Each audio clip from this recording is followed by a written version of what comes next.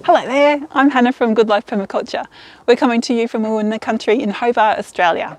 Today I'm going to show you all about how you can keep chickens, making sure that if you are going to keep them, you can do it really easily and really well so that you're happy and the little feathered friends are happy too. Let's get cracking. We keep our chickens in the same area that our gorgeous goats live in as well. This is Gertie, by the way. She is actually the best. Importantly, we clean out their run as needed, but at least once or twice a year. And you can see here, we've just started doing that now. So we've got some fresh wood chips in here. And you can see over here, if I dig this out, this is the older deep litter, which has already started composting really beautifully. That there is a combination of wood chips, goat poo, chook poo and rain.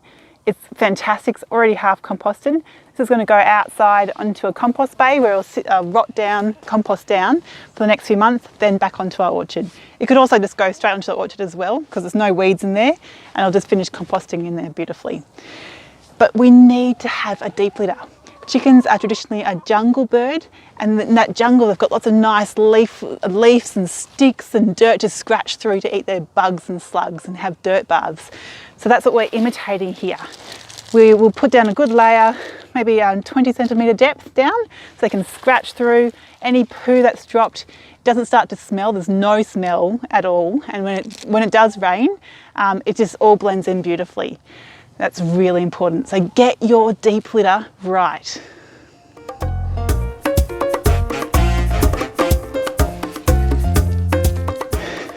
Housing. We've built a really great chook house for our little ladies. There's a few key things we want to show you about it. Yeah, it looks good, but it operates even better. First thing is that it's actually outside the main chook run, so we don't have to go through any of the gates to get the eggs or to feed them. It's really easy for us to just come straight down and harvest eggs and check on them immediately. We've got this great little external egg hutch, which we just put up like that, stays up by itself. Really, really handy when you're juggling eggs and etc.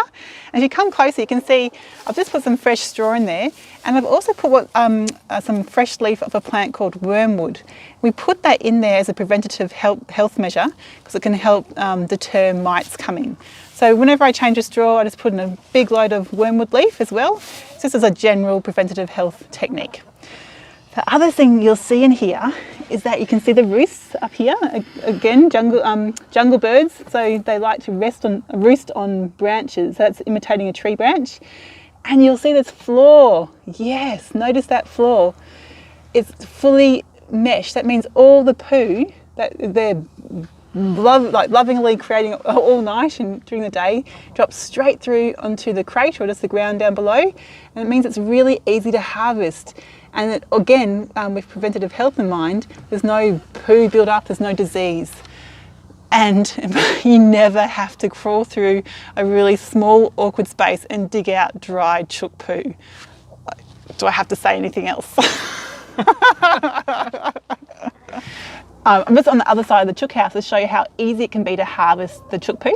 I put in an old bread crate down here and I just pull it out. You can see some of it's already fallen in there. Of course, heaps of it has also fallen out around there, but I just want a shovel or a rake and rake it out, go straight into our compost bays, or some of it can go directly onto fruit trees as well. It is so easy, very non-offensive, very amazing system. Here we've got our chook feeding system. This is an automatic system where the chooks can help themselves if they want to. All it is an old bucket with a dongle at the bottom, which the chooks peck as they're hungry. And every time they peck, just a few bits of grain comes down onto the ground, which they then go and eat it directly off. This has been such a game changer for us. Historically, we've had massive swarms of little sparrows, which are tiny birds, hanging out, eating all the grain that's just falling on the ground from various automatic chicken feeders we've tried over the years. This one means they only get what they need when they need it. And every now and then we have got a few sparrows coming, but it's nothing compared to what we've had in the past. It's an absolute game changer. We've got a great blog about how to make this yourself on our website. I'll put the link down below for you to go work out how to do it. But it's an absolute fantastic system. Now the reason why we've got it separate in this little compartment is because the chooks share the main yard with the goats, and the goats will just be headbutting that to rip it apart and eat it all. So they get here via underneath our worm farm through a little tunnel, and it's just for them, which is nice. The chook feeding station connects really nicely to their dirt bath area, which is basically underneath the worm farm. Chickens need to have access to dry dirt to get it in underneath all their fluffy feathers. It's part of the preventative health systems that we have in place for them.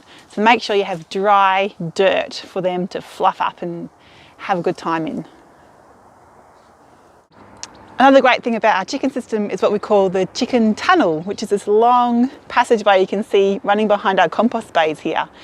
It connects our main chook yard to their house, to the feeding station and their dirt dust bath, and then they can come down here anytime they want under a little passageway down near our rain tank to the green forage system. This is full of baby hazelnut trees, quite a lot of grass and weeds, which they love eating. That means that they can get fresh greens 24/7 without us having to work for them.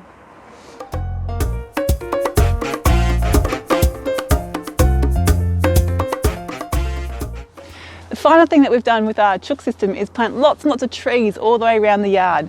Right now they're still young, but one day these beauties will have a gorgeous big canopy that will provide shelter and shade to all the animals. And in the case of this beautiful mulberry tree, there's some bonus fruit that will drop every now and then as well. Overall, we love having chooks in our home. They're fantastic friends, hilarious to watch. They do a great job of helping to process bulk green waste from the garden as well. And of course you get bonus eggs. They're just a beautiful thing to add to your toolkit of how do you turn your home into a pumping, thriving hub of production rather than just consumption.